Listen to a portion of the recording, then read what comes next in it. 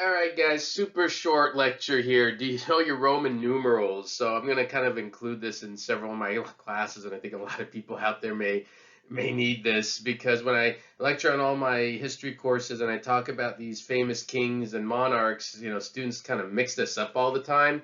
So I'm going to show you two slides. First, just the basic numbers, and then how to use them when you're talking about individual people. When you look at Roman numerals, you got 1, 2, 3, 4, 5, right? And then 6, 7, 8, 9, 10, and then the L is 50, the C is 100, and the M is 1,000. Now, how do you sort all this out in terms of the numbers when talking about individuals? So let's look at our next slide here.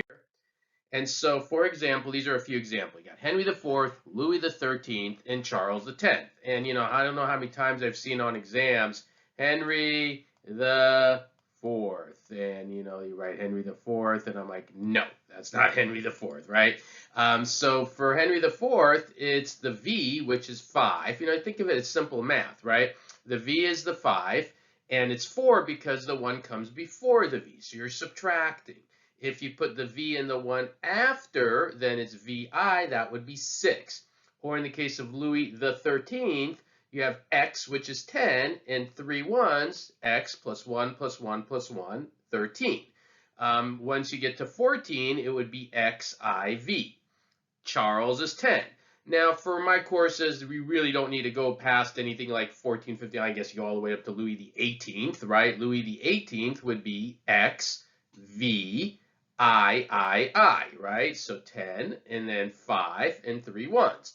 So make sure you're familiar with that. If you want to get really complicated, I gave you an example over here. This is actually a very interesting plaque in Florence from a man when Savonarola was there, and it gives the date of when Savonarola was burnt at the stake. And if you look at it, it says MCCCXCVII. That really throws students off. But if you think about it, it's pretty logical, right? M is 1,000. The four C's, 100 each. So 1,400. The X and the C together, right? So a C with an X before it, if a C is 100 and an X before it, you're taking 10 away from the C. So again, 1,490. And then the VII, 5 plus 3 is 8. So 1498. So I know that's a little tricky, but you don't need to get that complicated. As long as you can kind of sort out the fours, the fives, the six, the seven, the eighth, the ninth, and so forth, and you have these basic ideas down, you don't even have to get to 50, you're fine. But that's just a basic explanation of Roman numerals. So I just want to make sure that's clear for everyone, and you know how to do those as you're watching all my lectures and learning about all this great history story. All right, hope that's clear. Let me know if you have any questions. Thank you.